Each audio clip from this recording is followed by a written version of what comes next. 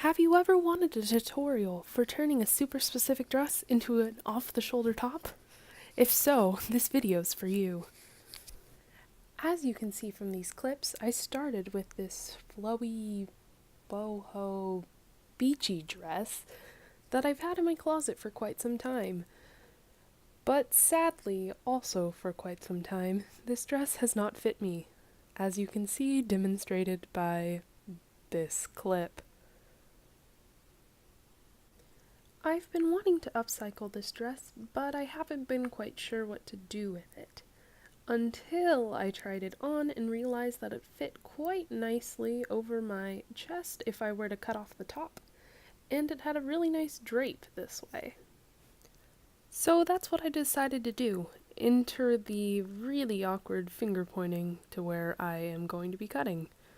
But before I did that, I measured this lace insert to see how much fabric I needed to leave so that I could back it, because we don't want to be too scandalous here. I'm just kidding, I just like the way this looked better. Then I just cut straight across the top, which is not what I pointed to in the beginning, but this just worked better, you know? If for some reason you're following this video, please don't do what I'm about to do. This becomes irrelevant later, and what I was planning to do just didn't work. So don't cut the sleeves off like this. Just don't. In all of these clips, I'm doing work that was completely useless. I spent a really long time trying to figure out how to fold the fabric and pin it down and sew it so that it would match the binding on the other side and finish off the sleeve really nicely. But what I didn't realize at the time was that with the way that I cut out the sleeves, it would be very, very difficult to attach it to the actual shirt. So in the end, I scrapped all of this work and just ended up cutting everything off.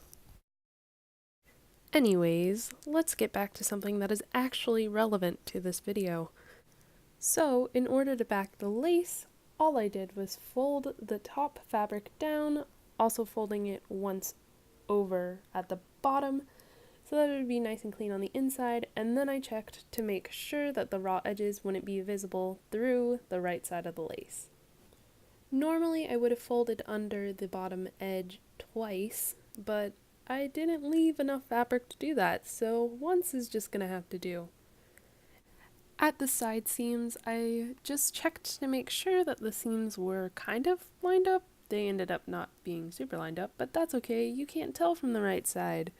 And I just repeated the process again. Once I was done folding and pinning everything, I went and grabbed a little piece of ribbon that I could sew into the back, so that I could tell which side was the back and which side was the front.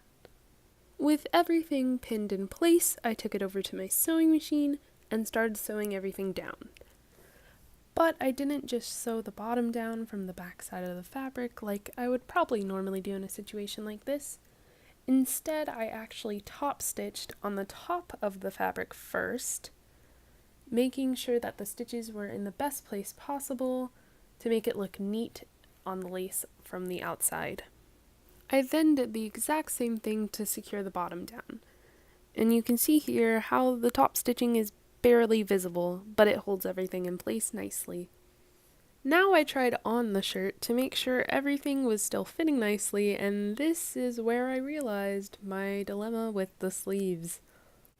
I don't know why, but when I was cutting this out, I didn't think about the fact that the sleeves would have nowhere to attach to on the top and end up being really oddly shaped. After some trial and error, I realized the best thing to do at this point would probably just be cut off the top of the sleeve and make it strapless. My only concern with this was I wasn't sure if I would be able to raise my arm up all the way, since it would be attached right below my armpit. I thought about sewing in some gussets, but then I just decided that I would go for it and see how it turned out. All I did here was literally just cut straight across the top. When I got to the second sleeve, I placed the first one on top of it just to make sure that they would line up evenly and end up being roughly the same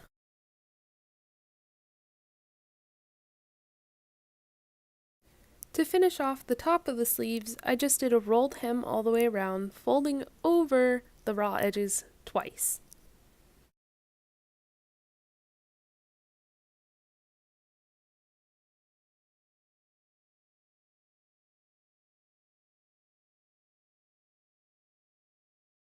Then it was time to attach the sleeves to the top. I folded the top so that the side seams would be facing up, and then I lined up the side seams on the sleeves with the side seams on the top and pinned it in place.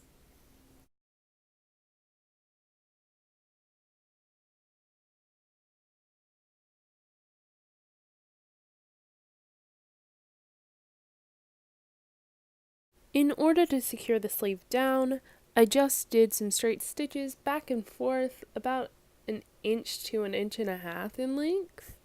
That seemed to work very well. And with the sleeves attached, that means that the top is finished. That also means you now get to see my very awkward modeling. So, how did it turn out? I'll admit this top isn't what I originally thought it was going to be, but I'm actually really happy with the way it turned out.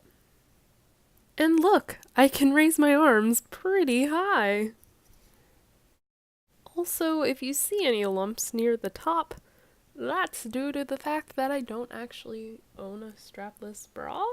So, we had to make some adjustments. I probably should have thought about this fact before making a off-the-shoulder top, but you know, it's fine. Anyways, thank you so much for watching this video, and if you're hearing this, this means you made it to the end, which, thank you. I hope to be making more of these, so hopefully I'll see you again soon. But until then, bye!